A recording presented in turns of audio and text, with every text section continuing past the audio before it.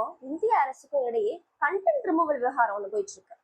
இது content removal விவகாரம் நம்ம சமுதாய முன்னேற்றத்துக்கும் மக்களின் கருத்து சுதந்திரத்திற்கும் இது இடையே ஒரு முட்டுக்கட்டையா இருக்குமா? இதனால நம்ம சோசியல் மீடியால அரசு சம்பந்தப்பட்ட அரசுக்கு எதிராகவும் ஏதாவது அரசு சம்பந்தப்பட்ட விஷயங்கள்லாம் நம்மளால பேச முடியாதா? இதெல்லாம் பார்த்துட்டு இந்த வீடியோல பார்க்க போறோம். Hello everyone, welcome to Ramya's info. நான் உங்கள் Ramya. Daily news and updates தெரிஞ்சுக்கணுமா? நம்ம சேனலை சப்ஸ்கிரைப் பண்ணிட்டு பக்கத்துல இருக்க பெல் ஐக்கனை கிளிக் பண்ணுங்க. நீங்க கொடுக்குற சப்போர்ட்னால தான் என்னால டெய்லி ஒவ்வொரு இன்ஃபர்மேஷன் உங்ககிட்ட கொண்டு வந்து சேர்க்க முடியும். வீடியோக்குள்ள போலாம்.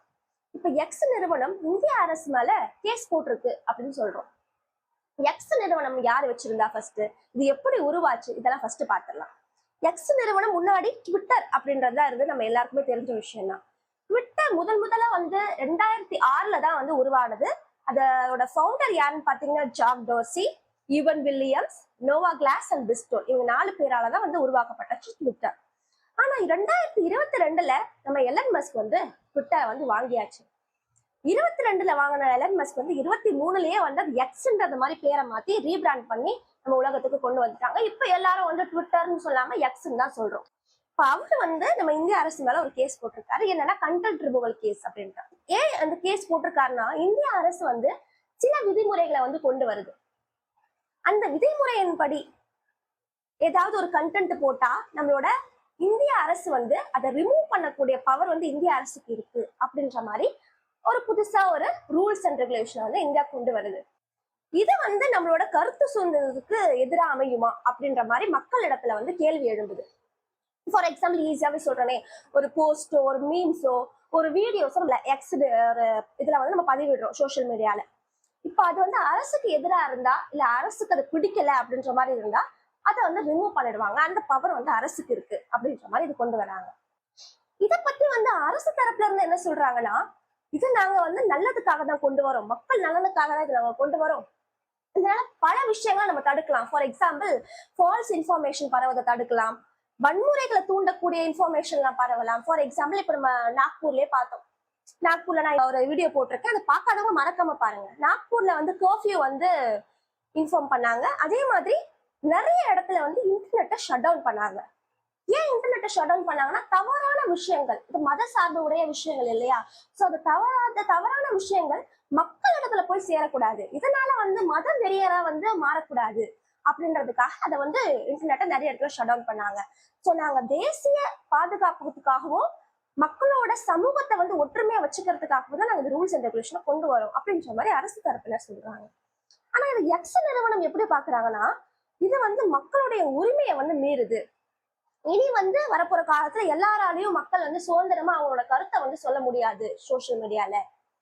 இது விதிமீறலா இருக்கு, டைரக்டா மக்களை ஸ்டாப் பண்ற மாதிரி இருக்கு இந்திய கவர்மெண்ட் அப்படின்ற மாதிரி எக்ஸ் தரப்பினர் சொல்றாங்க.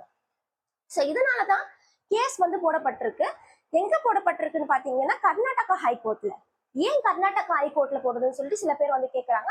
ஏன்னா பெங்களூர்ல தான் எக்ஸோட நிறுவனத்தோட ஹெட் குவார்டர்ஸ் இருக்கு. சோ அதனால கர்நாடகா நீதிமன்றத்துல ஃபைல் போட்டிருக்காங்க. எப்ப ஃபைல் ஆனது இந்த கேஸ் பாத்தீங்கன்னா, மார்ச் 5ஆம் தேதி, அதாவது 2025 தான் ஃபைல் ஆயிருக்கு. நெக்ஸ்ட் இயரிங் எப்போனா மார்ச் 27 வரப்போகுது.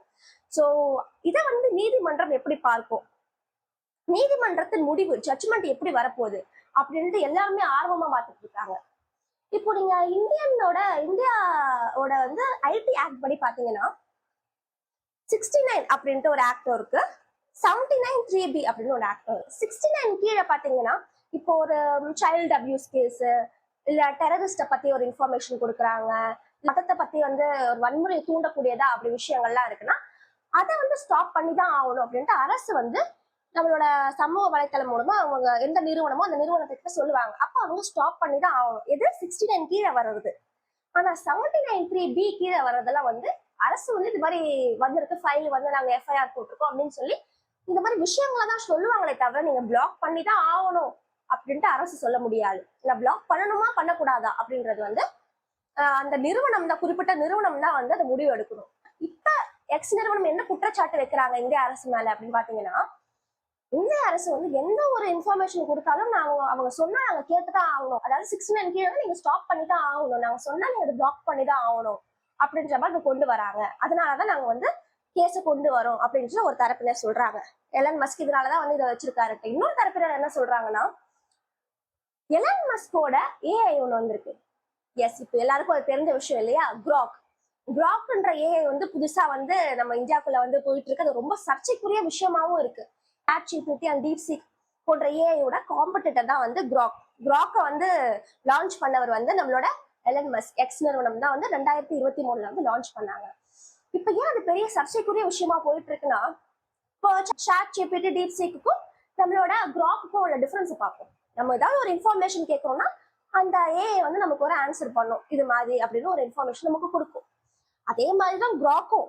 பட் இந்த கிராக் உள்ள வித்தியாசம் என்னன்னா, இப்ப நம்ம கிராக் கிட்ட ஒரு ப்ரொஃபஷனலா இப்ப கேட்டோம்னா அது ப்ரொஃபஷனலா ஆன்சர் பண்ணும்.